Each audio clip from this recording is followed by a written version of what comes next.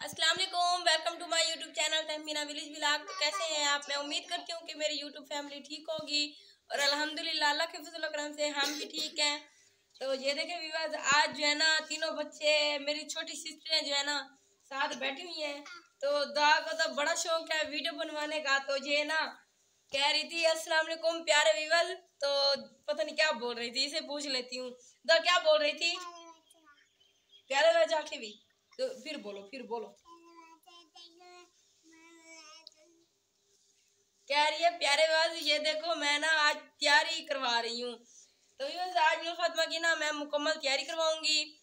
तो आपने ना वीडियो का एंड तक देखना है। तो ये ना अभी अभी स्कूल से आई है। तो अम्मी और नूर फातिमा ना आज मेहंदी पे जा रहे हैं।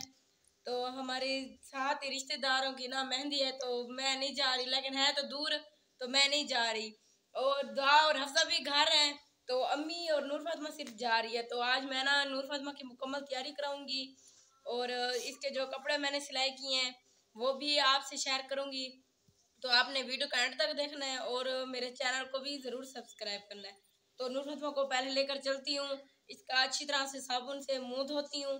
तो फिर आके ना, तो ये देखिए, ये जो मैं इसकी तैयारी करवाऊंगी ना, तो ये मेकअप पड़ा हुआ है।